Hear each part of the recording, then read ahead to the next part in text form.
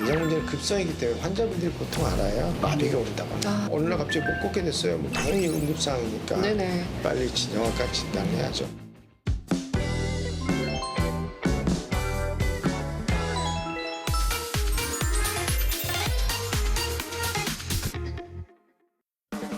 안녕하세요. 의사들과 대화하는 여자 의대녀 이진입니다. 오늘도 통증 박사 안광 원장님과 함께 통증에서 벗어나는 방법 알아볼게요. 안녕하세요. 안녕하세요.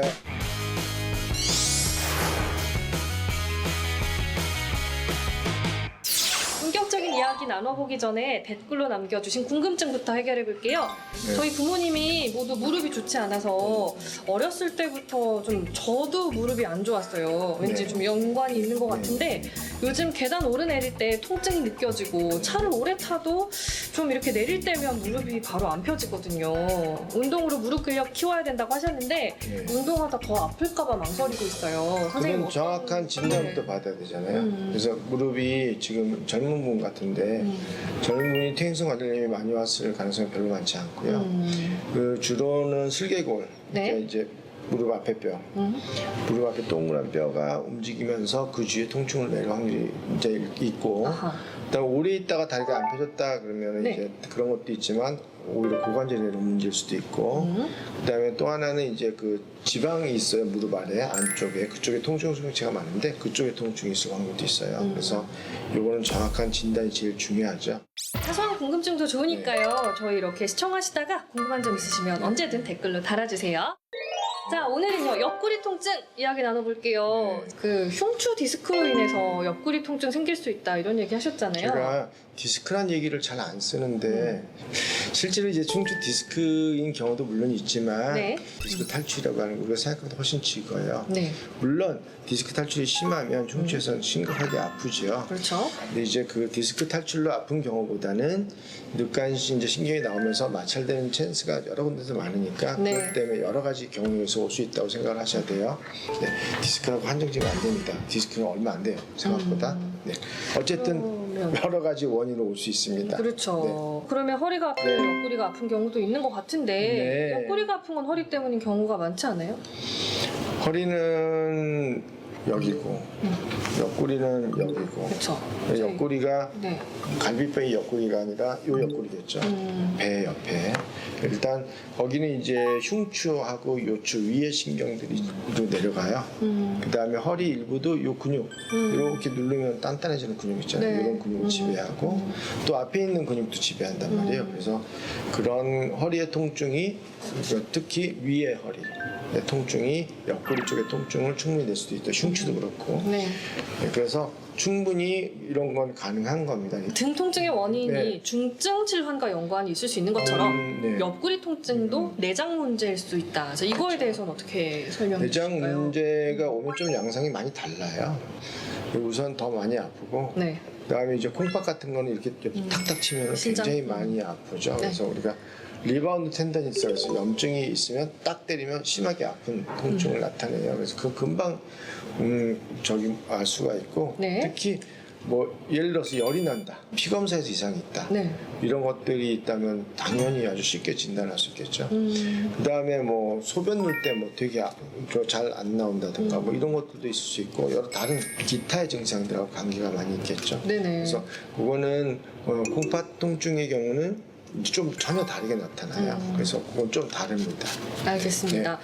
그러면요, 네. 허리는 좀 쉬면 나아질 수 있지만 콩팥, 이 신장에 그거는, 문제가 예, 생기면은 빨리 가서 진단을 보고 초음파, 뭐 CT 이런 거 검사 금방 나오잖아요. 근데 어떤 증상이 나타날까요? 전에 우선은 아픈 것도 있지만 열나고 그다음에 소화기 문제 미식거리거나 이런 증상이 나올 수도 있고 네네. 그러니까 통증이 이거는 좀 달라요. 형용할 수 없는 아픈 통증이 확 와요. 파도처럼. 그러다가 좀 나아졌다가 갑자기 확 아파졌다 그래요. 네네. 이걸 이제 장은 특징적으로 이런 형태의 증상이 있어요. 파도처럼 강한 게 샥 왔다가 쑥 줄어들고 이게 되게 많이 와요. 그래서 내장 통증이 있는 거는 보통은 명백하게 이제 알 수가 있어요. 근데 네. 이제 보통 근데 어떤 일부의 근골격 통증이 심했는데 내장 통증처럼 보이는 경우가 간혹 있어서 그렇게 해서 오진하는 경우는 가능합니다. 하지만 보통은 구분이 잘 되죠. 네. 또 옆구리 통증 원인 뭐 저희가 얘기 나눠보지 않은 것들 어떤 게 있을까요? 뭐 허리에 이런 신경의 문제가 아니라 뭐 단순한 근육통 손상을 많이 봐서 어깨를 많이 먼저 하면서 어떤 운동 후에 나타나는 통증도 당연히 있을 수 있고, 노인들에게 나타나는 게 이제 몸이 약해지거나 면역력이 떨어지면 이제 대상포진. 대상포진이 뭐냐면 이게 재밌어요. 어렸을 때 그 수두 걸려봤잖아요. 네네. 걸려봤어요? 저 너무 아파서 기억해요. 초등학교 1학년. 이제 날짜도 수두를 기억해. 이렇게 보통의 경우에 이제 수두를 걸리고 그 이제 수두 바이러스가 이제 몸 안에 있잖아요. 그러면 수두 바이러스가 있다가 이제 잠복해 있다가 몸이 약해지면 그게 나타나는 거죠. 그래서 이게 그 신경을 따라가지고 이렇게 나타나요. 그래서 명확하게 어떤 신경, 그래서 그게 물론 머리에도 나타날 수 있고 발에도 나타날 수 있겠지만 네. 제일 흔히 나타나는 게 흉추 부위입니다. 그래서 그때도 되게 많이 아파요. 이때는 이제 감각신경이 손상을 받기 때문에 이 얼얼하고 하는 느낌도 같이 나타나면서 예, 예. 심지어는 아주 장기적인 만성 통증이 되는 경우도 있어요. 그런 경우에는 이제 또 만성 통증을 전문으로 하는 데로 오셔야죠. 잘 안 나면. 안각병원으로 오시기 바랍니다. 그러면 얘기를 들어볼까요? 네. 옆구리 통증, 허리의 문제로만 단정 지어서는 안 되겠네요. 네, 그렇습니다. 정리 한번 해주시죠. 그러니까 옆구리 통증은 척추에 문제가 있는 것과 내장 문제는 전혀 달라요. 내장 문제는 급성이기 때문에 환자분들이 보통 알아요. 네. 근데 이제 나중에 이제 흉추에 문제가 있어도 그 중간에 좀 위험한 증상들이 오잖아요. 그러면 그때는 뭐냐면 마비가 온다거나 어느 날 갑자기 못 걷게 됐어요. 뭐 그런 거 당연히 응급상황이니까 네네. 빨리 정확한 진단을 해야죠.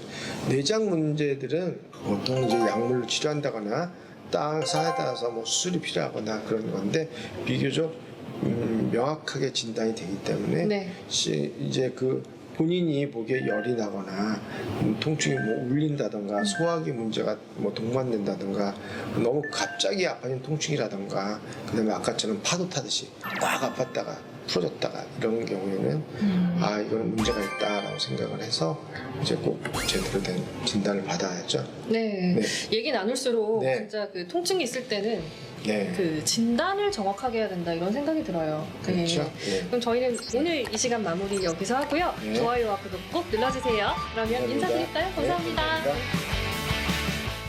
심장에 문제가 있다고 생각해서 병원에 갔어요. 네. 검사를 다 했어요. 아무것도 안 나와요. 그렇다고 해서 심장에 문제가 없다고 얘기를 못하는 거예요. 가슴 통증이 온다고 하는 것 중에서는 응급이냐 아니냐가 중요해요, 항상.